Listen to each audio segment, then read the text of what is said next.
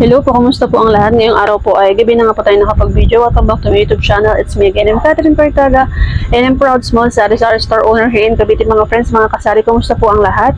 Sana po okay kayo sa alright. Luzon, Visayas at Mindanao, at grabe nga po ang pag-ulan, bagyo na nangyari nga po sa ating bansa ngayon, at sana po ay wala na po masyadong masalanta or mabaha. Ayan, at grabe nga po ang pagbaha ngayon sa ibang mga lugar nga po, at mataas po ang kanilang mga pagbaha or baha ang tubig po sa kanilang lugar. Ay grabe nga po, at may mga inililikas pa nga po. Sana po ay huwag po masyadong maglandfall dito sa atin sa nakalupaan. Itong si Bagyong Emo nga po, na sinasabi nga po na ngayon nga daw po maglalandfall ngayong gabi. Ayan, ingat po ang lahat, at sana po ay okay kayo sa alright. Kamusta po ang lahat?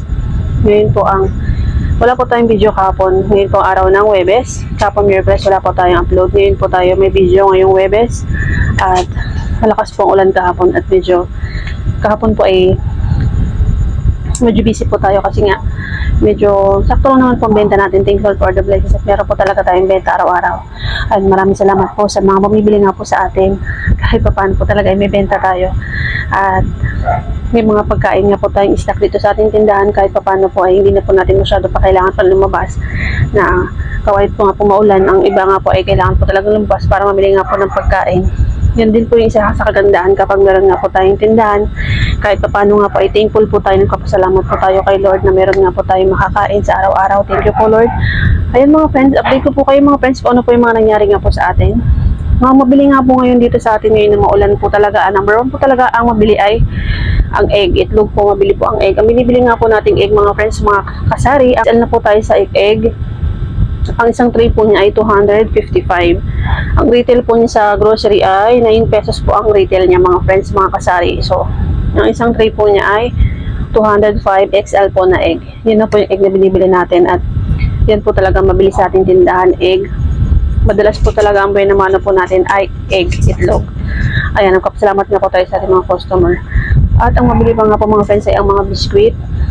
Tapos, ang soft drinks, mabili pa rin po ang soft drinks kahit na umuulan mga friends. Mga 1.5 po dito, mabili po sa atin ng 1.5 na soft drinks. At gin, mabili po ang gin mga friends, mga kasari. Pati po ang yung mga powder, mga sabon. Marami pa rin po naglalaba kahit po maulan ang panahon.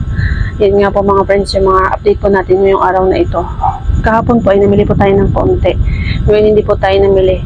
Bukas po tayo mamimili ng umaga. Kahit pa paano magdadagdag po tayo. At meron pa rin po tayo mga paninda.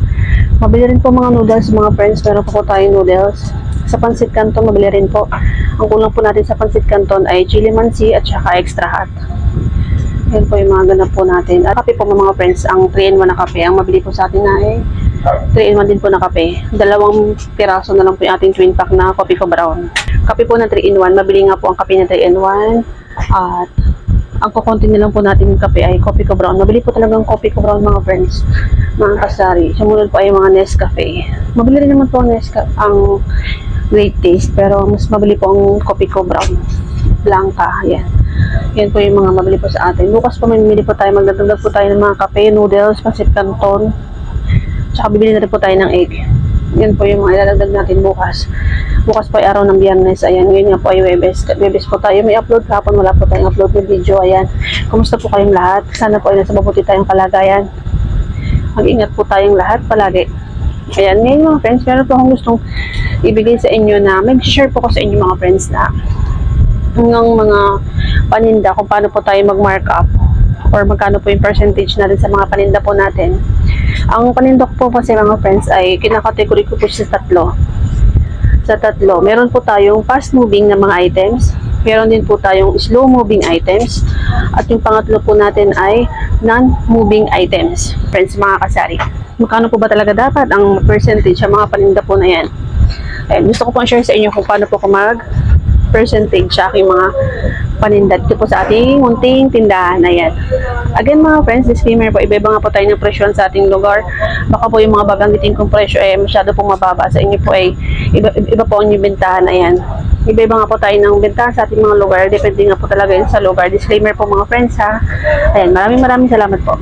Usahan po natin sa mga fast moving items. Ano po yung mga fast moving items? Yun po tulad ng mga shampoo, mga condiments, toyo, suka, betchin, magic sarap, Energen, itlog, suka, asukal. Ay, hindi. Yung asukal po, doon na po siya sa ano, slow moving. Pero pwede rin po siya sa fast moving, pero medyo hindi po ganun ka ang asukal. So, yun nga po mga friends, sa mga shampoo, condiments, betchin, magic sarap, Milo, yan pong markup po natin dyan ay 10% po tayo dyan sa mga paninda na yan, sa mga fast moving. Kasi po yan po ay mabilis na benta. Or mabili po talaga yung mga paninda na yan. Mabili rin po ang asukal mga friends, pero ako po kasi markup ko po sa sugar is 15% po ako dyan. Kasi medyo mataas po ang puhunan yan. Again mga friends, disclaimer po, iba mga po tayo ng presyuhan. Ang markup ko po sa 10% ay depende po yan sa mga paninda na fast moving at depende rin po yan sa puhunan mga friends. Ayan. Kapag katulad po ng shampoo, ayan, ang fast shampoo po talaga natin, lahat po yan ay 8 pesos na. Yung conditioner po natin, meron pa po tayong cream silk, 8 pesos po tayo sa cream silk. At saka sa keratin. Sa ibang lugar po ay iba po talagang presyo nila. Ayan. Iba-iba nga po tayo ng presyohan sa mga paninda po natin. Depende po talaga kasi meron po talaga na mataas po ang puhunan sa ibang lugar. Dito po sa atin hindi naman po masyado mataas. Kaya kahit pa paano po eh okay na po tayo sa tubo na ganun kasi malapit lang po yung ating binibilhan. Ayan po mga friends. Pangalawa naman po mga friends ay ang slow moving items. Ang markup ko po dyan sa slow moving items mga friends ay 15%. 15% po tayo dyan sa mga slow moving items. So, ano-ano po yung mga slow moving items? Nandiyan po kasama mga ketchup, asukal. Diyan ko po sinama ang asukal mga friends kasi mabili po ang asukal pero hindi po siya ganun ka tsaka medyo mataas po ang puno ng asukal. Ang binibili nga po natin, binibili po natin ang asukal or titinda po natin ang asukal ay naka-repack na po siya or naka 1/4 na po siya. Hindi po tayo nag-repack ng asukal mga friends kasi iba po may nag-repack po sila ng sugar kasi mabili nga po sa kanila mga repack. Dito po sa atin ang binibili po ng mga customer natin ay mga naka 1/4 po. Ayan. Sa iba po ay mabili po sa kanila mga naka-repack. Ang asukal po, ketchup, delata. Ayan, mga kasama po yun sa slow moving items. Ang markup ko po dyan ay 15%. Sa mga sardinas, century tuna. Again mga friends, depende pa rin po yun sa puhunan. Katulad nga po ng delata na sardinas. Ayan, 15% po tayo dyan. Tulad ng mga century, ayan, 10% to 15% po tayo dyan. Ang katulad po ng century tuna, ang puhunan ay yung 150 grams, ang puhunan po niya ay 36 pesos po. Nabibili po natin siya ng 36 pesos. So, binibenta ko po siya ng 40 pesos. So, ang markup ko po dyan is 15%. Ayan. Tapos, sumunod po mga friends sa mga yung category po natin na non-moving items. So, ano-ano po yung mga non-moving items? Yan po yung mga paninda nga po na hindi po siya agad nabibenta pero maganda po yung tubo sa mga non-moving items or matagal pong mabenta. Katulad po yun, hindi po sila pagkain mga friends. Yung sa mga sample po natin ng mga non-moving items, yan po ay ang mga chinelas, school supplies, sinulid, tape, lighter, battery. Yan, anong markup ko po dyan mga friends ay 20% to 30% kasi hindi nga po siya fast moving. Ayan. Again mga friends, depende po rin po yan sa mga lugar po na pinagbibilhan po natin. Baka po kasi yung presyo ko ay medyo mababa pa or mataas. Depende pa rin po yan sa inyo mga friends. Kasi ang akin nga po ay nakadepende po ako sa mga paninda na medyo malaki po ang puhunan at matagal nga po siya mabenta. Pero okay po ang tubo sa mga non-moving items. Yan nga po yung mga chinelas, school supplies, sinulid, tape, ayan. Yan po yung mga non-moving items natin. Pero maganda po yung tubo. Again mga friends, yung alak, pwede po natin siya isama sa 15%. Pero sa iba po talaga ay 20% po sinasama nila ang alak. Sa atin po ang alak, kasama po siya sa 15%. Para mas mabilis nga po siyang mabenta. Sa ibang lugar po kasi ay 20% po sila kasi 20% po talaga yung sa mga iba pong mga tindahan, 20% po ang markup nila sa mga alak. Again mga friends, iba-iba nga po tayo ng presyuhan. Yan po yung ating presyo. Ayan.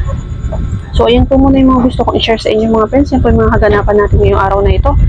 Sana po ay nagustuhan nyo po yung i-share ko po sa inyo at meron po kayong natutunan. Ayan. Atin nga pong video ay tungkol nga po sa ating tindahan. Ayan. Thank you Lord for the blessings and everything. Maraming salamat po sa lahat na nanonood natin mga videos. Thank you so much po. Mega love shoutout sa ating mga friends, sa ating mga kaibigan nga po dito sa Pilipinas, sa ibang bansa, sa mga OFW. Ayan, maraming salamat po. Ingat po kayong lahat. At sana po ay mas mabuti kayong kalagayan sa magtapos sa ating video mga friends. Mega love shoutout po muna kay Ma'am Ate JB. Maraming salamat po. Ayan, mega love shoutout po sa lahat ng natin mga videos. Kay Ma'am Jenny Flores, kay Ma'am Jules Vlog. Ayan, mega love shoutout din po sa bago nating kaibigan na si Remuel Masikap. Siya po ay bagong kaibigan natin. Siya po ay taga dito din lang po sa atin. Malapit po siya sa Trece Martires Cavite. Ayan, new friend from Trece Martires Cavite. Ayan, dito po si tayo sa Cavite area. At shoutout po kay Ma'am Manilin Vlog. Siya po ay isang OFW. Ayan, sana po ayan nasa okay kayong kalagayan. Shoutout po kay Jason Bertuso -I7G. Thank you so much po. Maraming salamat. Mega love shoutout po kay Ma'am OFW Ashi, The Versatile Beauty KL6YN. Ayan, siya po isang OFW din po siya sa Saudi po ata. Hindi po ako nagkakamali. Ayan, correct me if I'm wrong. Pasensya na po. Basta siya po ay isang OFW rin na kaibigan po natin. Ayan, maraming salamat sa lahat ng nating video. Ingat po palagi ang lahat. God bless everyone. Keep safe. Love everyone, and God is good all the time. See you to the next one.